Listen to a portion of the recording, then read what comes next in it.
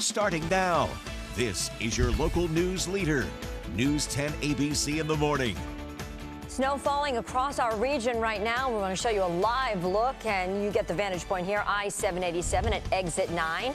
Some of the roads are in better shape than others. We'll keep you posted. We've got the mobile storm tracker out there with Kevin Appleby and Matt Mackey tracking it all. Authorities in Amsterdam are looking for a missing teen. She went missing earlier this week. How you can help with the search.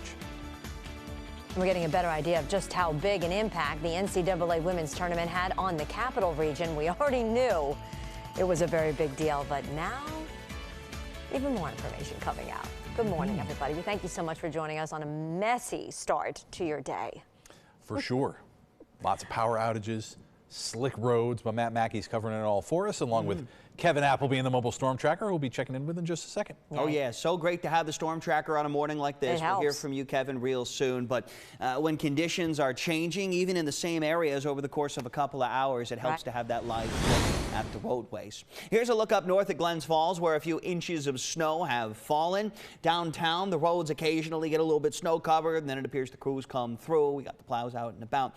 So you are starting to see a little pavement peek through. But it's tough to see much of anything with those melting snowflakes stuck to the camera lens out there. A wintry, potentially slippery morning out there for sure. The vast majority of our area seeing snowfall right now, only down towards the south and east. Southeastern Berkshire County in particular, are they struggling to complete that transition from rain, sleet, wintry mix over towards plain old snow. Meanwhile, in the Capital District, it is all blue. At times it's a little bit lighter. At times it picks up kind of back and forth. So you need to go slow and prepare for changing conditions out there on the roads. The reason why we're struggling to get as much on the actual paved surfaces in Albany compared to other spots, well, it's all about the temperature. You can get snow even if the temperature at ground level is above freezing by a degree or two. Most of the air the snow is falling through is plenty cold enough to keep those snowflakes frozen. But if the surface temperatures are 33, 34, 35, it can struggle to stick and accumulate. Different story in the Catskills, up into the Adirondacks, into parts of Vermont, where we've already seen good accumulating snow for the past several hours. I think today is the main event. Anything that lingers into tomorrow looks a whole lot more scattered in nature. Particularly this morning, we'll have widespread, at times steady snow. By the time we get past midday, past lunchtime into the early afternoon, along and south of I-90, it'll begin to break apart, and with temperatures slowly inching above freezing, I do think that Albany and surrounding towns will likely flip over to wintry mix or even periods of plain old rain. That will suppress totals. You don't have as much of a potential to see the big numbers like you do up towards the north, where there could be lingering snow showers on and off through this afternoon, evening, and maybe into the early morning hours of Friday. Don't go anywhere. More details, including that all-important snow map, coming your way at right around 6:45. For now, though, we want to get it to my colleague meteorologist Kevin Appleby. He's out on the Northway tracking the roads. Good morning. What are you seeing, Kevin? Hey, good morning there, Matt. We just passed exit 15 near Saratoga Springs. We continue to head up to the north on I-87. We'll give you a look at the road conditions. Again, a 3-lane road, but that left lane in particular, awfully snow covered. All of the lanes seeing at least some sort of slushy slick coating out there. So travel certainly impacted this morning, visibility impacted. As we're starting to see a little bit more daylight, you're kind of getting a better visual of that heavy wet snow clinging on some of the trees. And as has been mentioned, and I'm sure we'll get another look at later on, power outages kind of creeping up there across much of the News 10 viewing area. But as we continue to deal with this heavy wet snow this morning, you'll see more and more roads like this, especially north of Albany, where those temperatures are in fact at or below freezing this morning. So always wise to give yourself some extra time this morning. We'll be tracking the conditions, the changing conditions all morning long. But for now, live from the mobile storm tracker powered by Curtis Lumber, meteorologist Kevin Appleby. We'll send it back to you guys. Thank you, Kevin. And you said it, varying conditions depending upon where you are. This view right here looks pretty good. Traffic moving along fairly well. I-90 at I-787 right here. Some areas, certainly the side roads, it may be slushy. The roads may be snow covered. It all depends on where you are and where crews have been able to get through and clear the roads. And a heads up, we've been following this crash for a while now on Central Avenue. This is by Leisha Road in the Colony area to Route 155. The eastbound lanes are open, but the westbound lanes are closed because of a crash. We're monitoring that for you. We'll show you the drive times right here. Improvements on the Northway in terms of that drive time. Now at 25 minutes. Rensselaer County commutes a 7-minute ride. Thruway commute will take you 7 minutes. Great day to sign up for those traffic alerts. You can go to news10.com or download the News 10 ABC app to get that resource. All right, handful of counties experiencing power outages as well as we take a look at the outage map. Yeah, and you look to the east of us here, that's where you're seeing the bulk of them, from Rensselaer County down to Columbia and Dutchess County. Rensselaer, of course, the hardest hit area, 5,000 customers in the dark.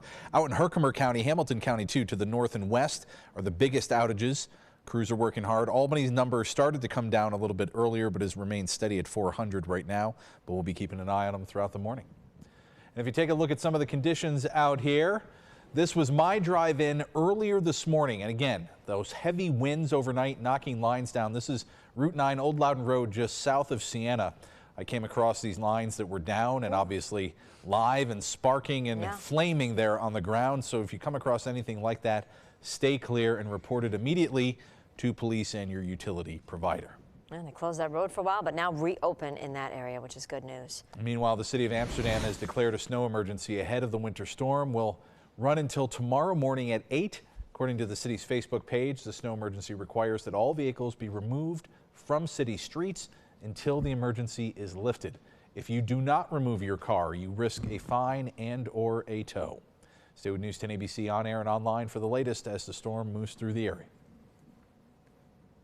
All right, breaking news we're following for you as well this morning. Major damage to the Pad Thai restaurant on Everett Road. As you look at live pictures and a very active scene with firefighters in this area. We spoke with the West Albany fire chief on scene just a little while ago, who tells us the department received a call around 3 this morning about the apparent explosion there. And look at the damage. The chief says the building was not occupied, thankfully. Nobody was hurt despite what you're seeing there. Here's what he told us. We have a debris field that comes all the way across Everett Road, probably 60 feet from the building and all the way around the building. We have walls blown out and the rear of the building's already collapsed. Definite evidence of an explosion happening there. Fire chief says crews will be on scene until noon today to clean up the mess, as he talked about the debris there. The area there of Everett Road and the area of Albany Shaker are still closed off right now as crews are doing their work, but they're going to try to open that up as soon as possible. Stay with News 10 ABC for the updates on this story in an active scene. Yeah, if you're familiar, it's between Swifty's Restaurant and Albany Shaker. That's the section of Everett Road we're talking about right there. We'll keep you posted. Happening now.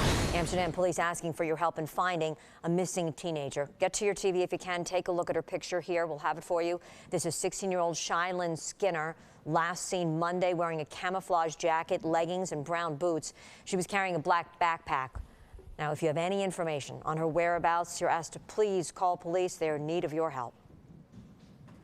Saratoga Biochar Solutions project has been put on hold. This after the Monroe Town Board unanimously voted to ban new development in the industrial zones in that town for the next 9 months.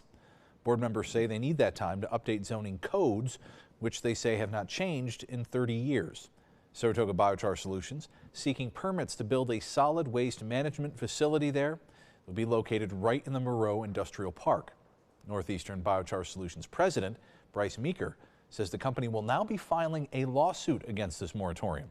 Meeker says biochar offers a good alternative to New York State's waste management problem. This is material that is 70 to 80% water. I mean, it doesn't make sense to truck it and train it halfway across the country. In-state solutions are needed.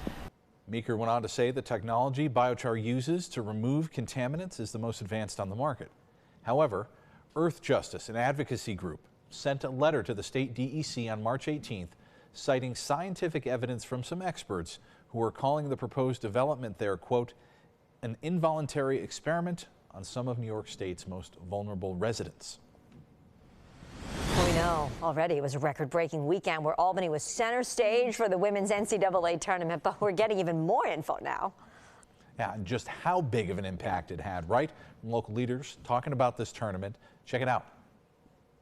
Jay Cloutier, Director of Sales for Discover Albany, says his office predicted the Albany area would see an injection of about $8.6 million into the economy. And now that the tournament's over, Cloutier says he expects the final numbers to blow those estimates out of the water. He also says Albany saw significantly higher attendance than the other regional host city of Portland, Oregon. We had 55,000 plus attendees at the MVP Arena. That beat the Portland destination by 14,000 fans over the 4-day period. Wow, I wonder if the Caitlin Clark effect had anything to do with that, right? With Caitlin in town here. Discover Albany says they expect to have official information on that historic weekend by the end of June. Terrific news, though. Caitlin, the undefeated champs, yes. The undefeated team of South Carolina, the defending national champs, LSU. Makes sense. A lot of big names here. Council has approved Governor Maura Healey's plan over in Massachusetts to pardon tens of thousands of people convicted of marijuana charges there in the Bay State. The pardons apply to all adults convicted in state court for possession of marijuana, and this will take effect immediately.